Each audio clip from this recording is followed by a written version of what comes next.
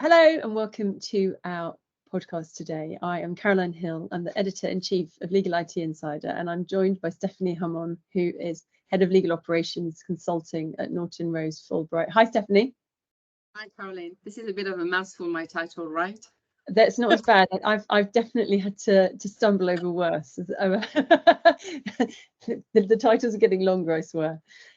It's so good of you to join me today. So just for those of you who don't know, although Stephanie is well known, it's a privilege to speak to you today.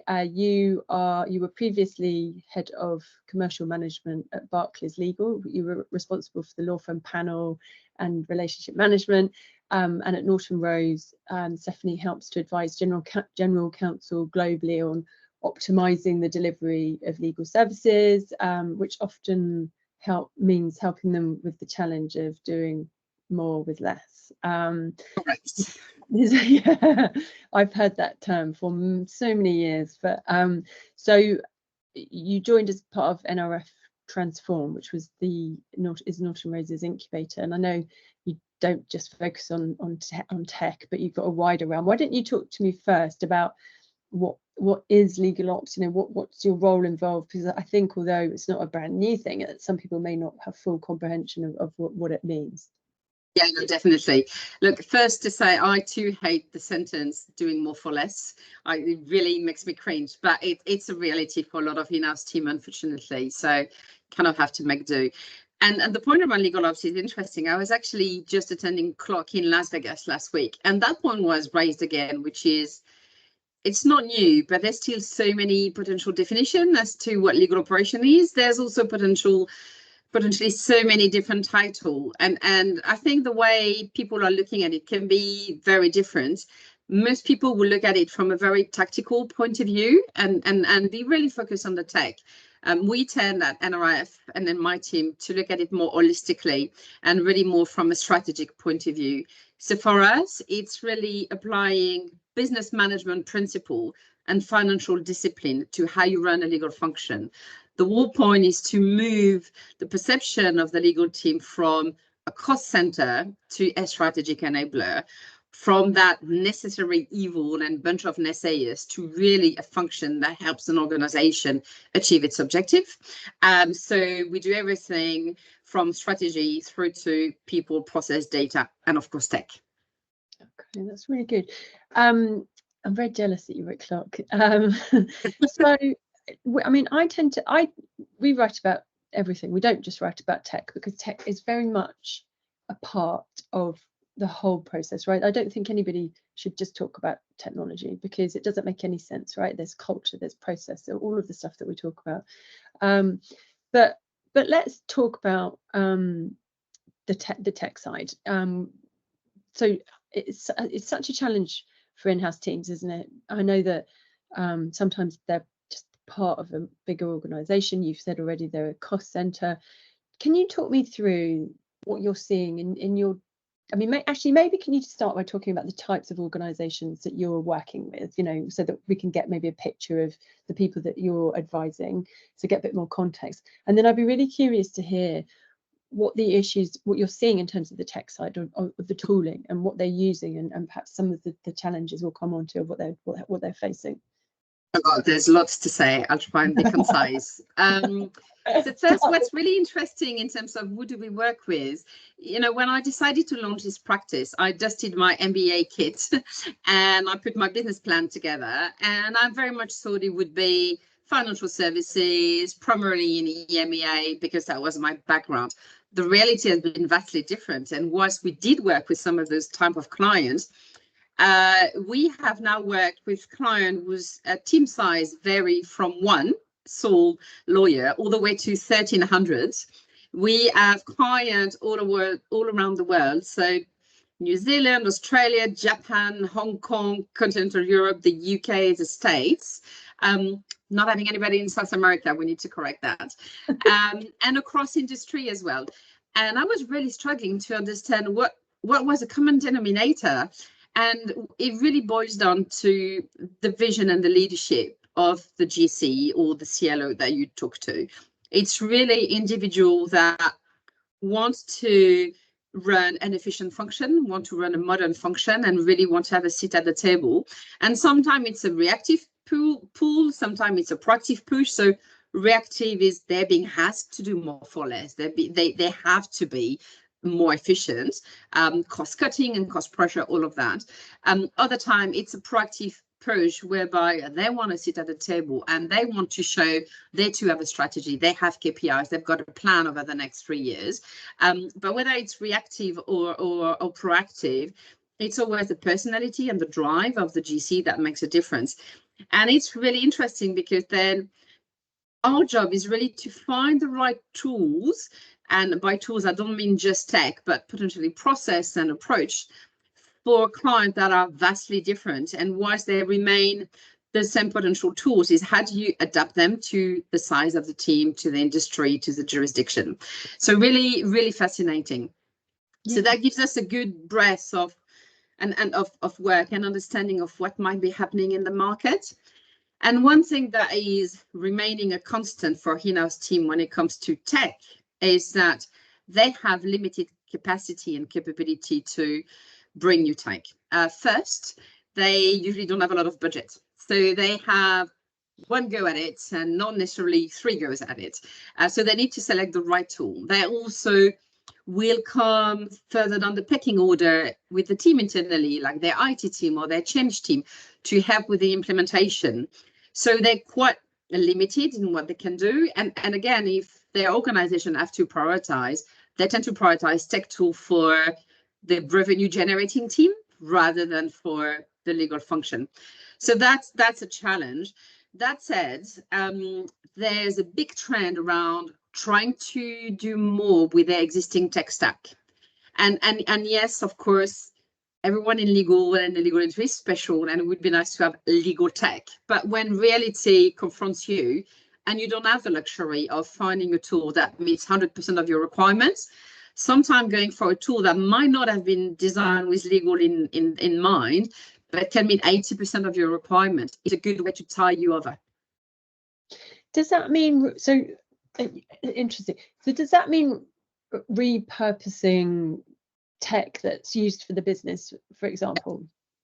Yeah, I mean, if you take an example, I don't know if we're supposed to give names on here, but a very well-known ticketing system that is being used by other departments in companies like IT has now in the last few years been repurposed for legal.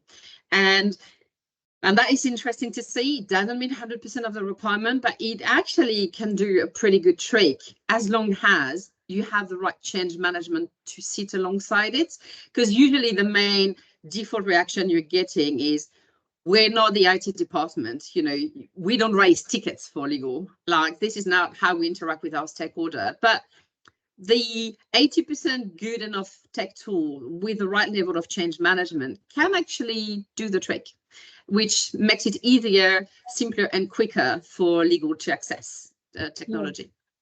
That's so interesting.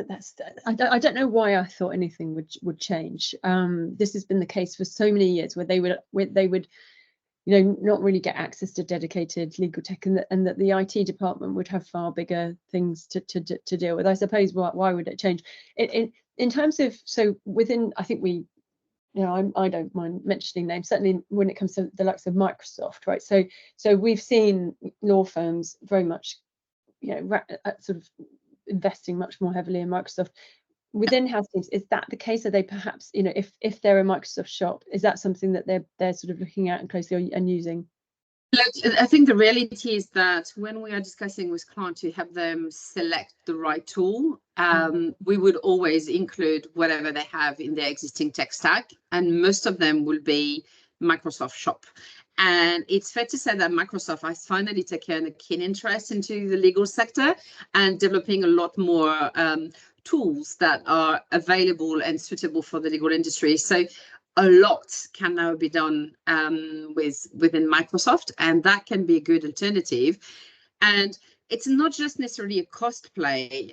It's also everything around the onboarding procedure for new tech around data privacy and security. You already have it, whether it's Microsoft or another tool you already have on.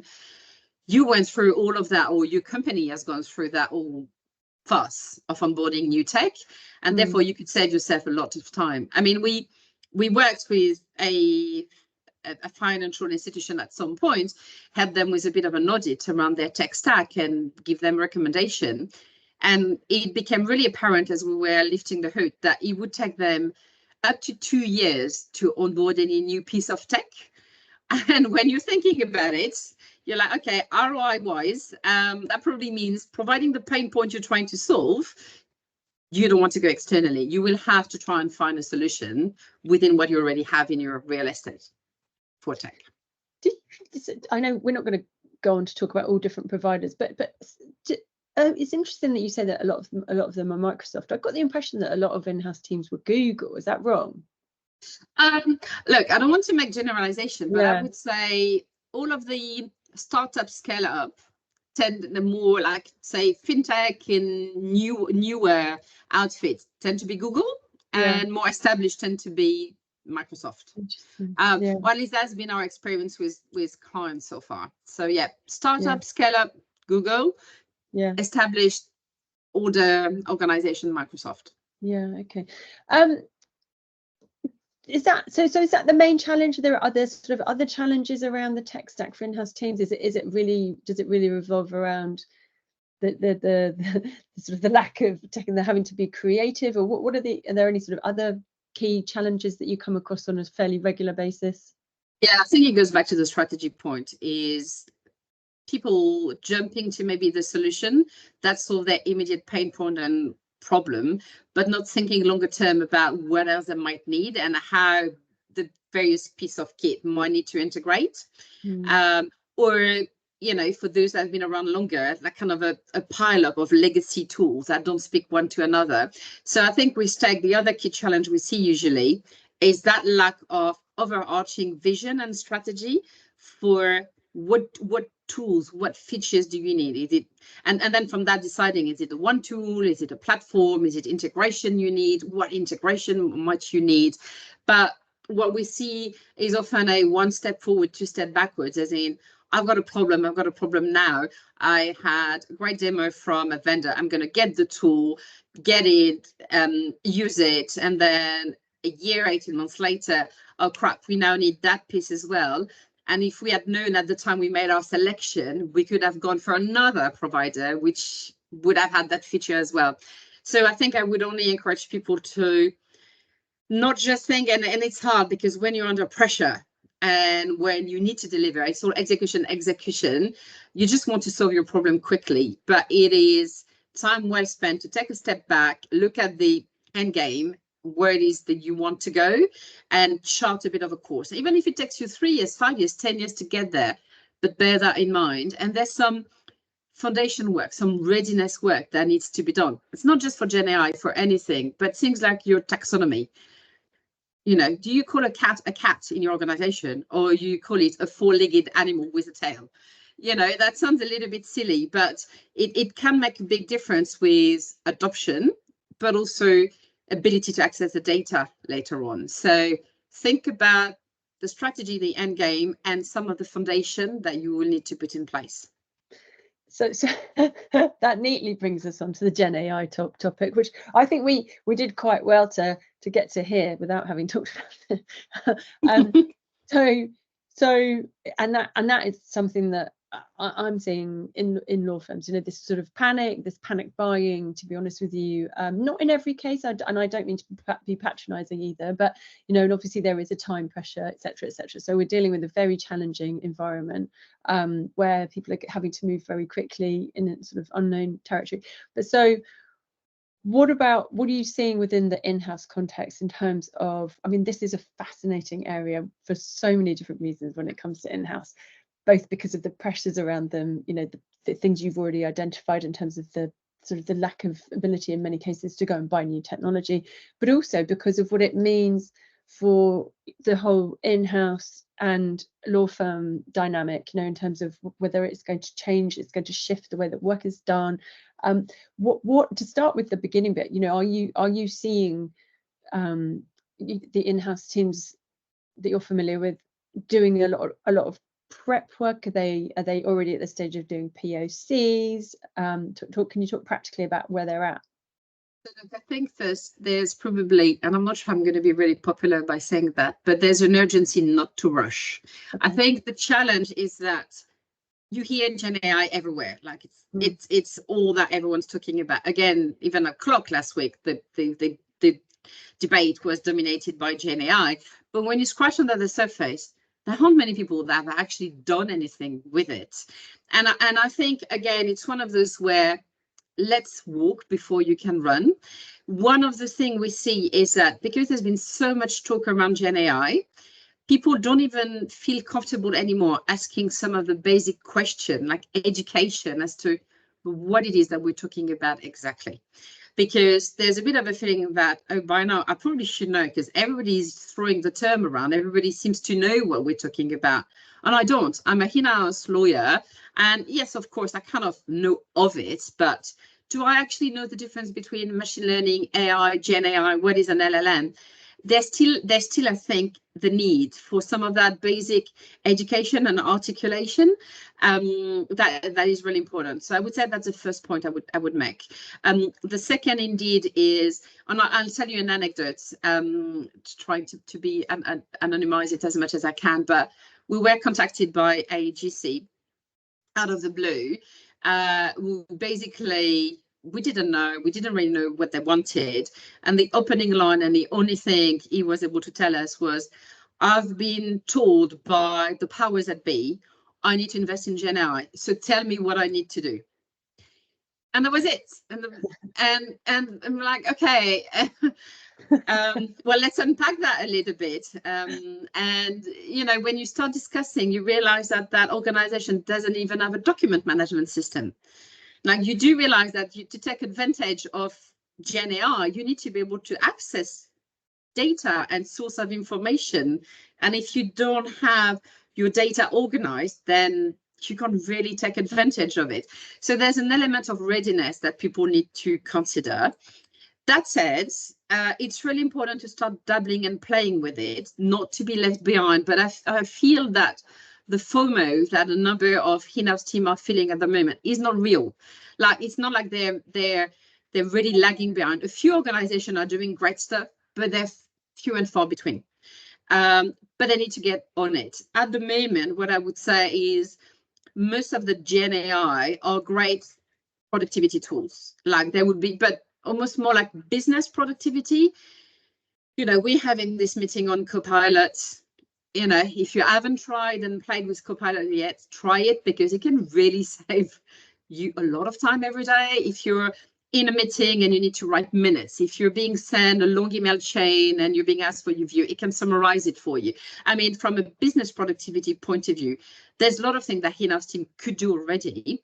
And then you can start looking into legal productivity. How can it really help with the legal task at hand? But again, I would bring back to strategy. You can tell there's a common theme here now. It's, even if you take the Copilot example, and I've been having that conversation with a number of in-house team. Great, say you roll out Copilot for everyone and you've got the right risk framework and governance and policy around it and the right training and all of that in place.